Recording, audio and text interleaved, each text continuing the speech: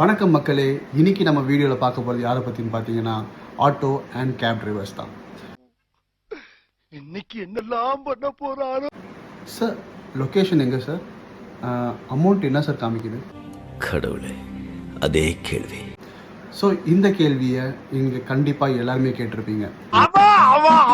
இனிமேல் இந்த கேள்வி கேட்கக்கூடாதுன்னா நாங்கள் கவர்மெண்ட் கொடுக்குற ஒரே ரெக்வஸ்ட் என்னதுன்னா, கண்டிப்பாக ஆட்டோக்கு கேபுக்கு நலச்சங்கம்னு ஒன்று இருக்கும். ஸோ அதோட தலைவர்களுக்கு ஒரு மீட்டிங் வைங்க. கேப் அண்ட் ஆட்டோக்கு கிலோமீட்டர்ஸ்க்கு இவ்வளோ தான் வாங்கணுன்றத ஒரு எஸ்டிமேஷனை அப்ரூவ் பண்ணுங்கள். அந்த எஸ்டிமேஷன் தான் அப்ளிகேஷன்லையும் ரிஃப்ளெக்ட் ஆகணும். அப்புறம் ஆட்டோ அண்ட் கேபில் மீட்டர் எதுக்கு சார் இருக்குது? இனிமேல் அப்படி இருக்கக்கூடாது.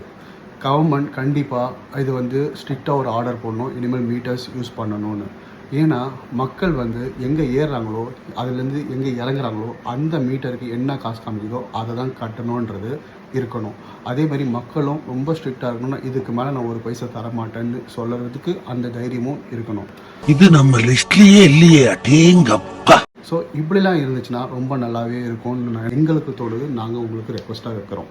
ஸோ நான் இன்னொன்று சொல்ல வர்றது என்னதுன்னா, நான் எல்லா ஆட்டோ டிரைவர்ஸும் எல்லா கேப் டிரைவர்ஸும் எக்ஸ்ட்ரா காசு வாங்குறாங்கன்னு நான் சொல்லவே இல்லை. அண்ட் இன்னமும் ஜென்யூனாக காட்டுற அமௌண்ட்டை மட்டும் வாங்கிட்டு போகிற கேப் டிரைவர்ஸ் ஆட்டோ டிரைவர்ஸ் இருக்காங்க. ஸோ இந்த வீடியோ யாருக்குன்னு பார்த்தீங்கன்னா அவங்களுக்கு தான்.